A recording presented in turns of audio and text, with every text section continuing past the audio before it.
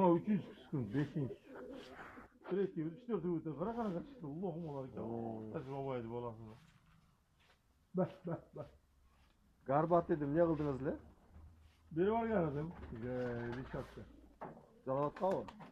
Aralda. Bir bakalım Rişat bir bilmiyorum. Bak.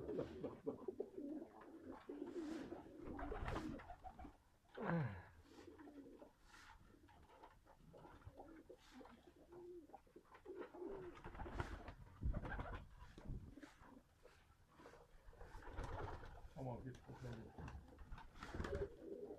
Buna взрослый boğuşur la Çinli. Pastara dua görüyor musun? Kalat eken de böyle. Falan şekilde. Özü kırık göstergen çıkan şu. Hani böyle özü çok kuduyor mu? Beş. Ay yok. 3 yılga çeyin alıp ketiş mümkün mü? Bilmiyorum öyle. Özü kırık göstergen çıkan. Hoş.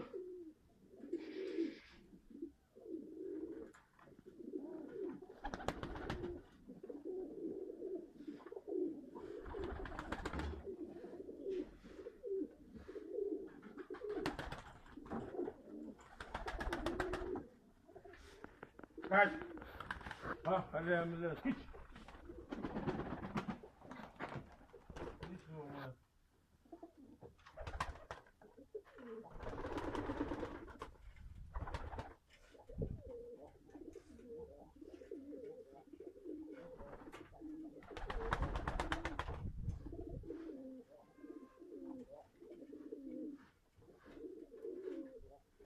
У меня самец хромой тоже.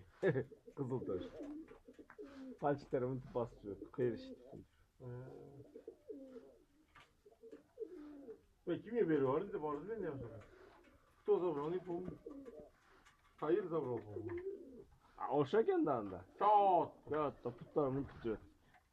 Tek 100 liradan mı? Ama tık duruyor. Tek 100 liradan. Tek oşa taktalara konğunda kişiler problem var.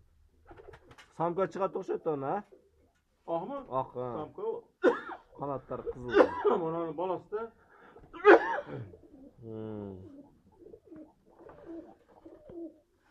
O samyasını açamak var. Satılbay var. Yo samkası. Neredekiler satılbay mı var? Yo ne yapayım topa yapan beni. Bir de duşu bu samka. Yaklaşık öldüğünü gelmedi.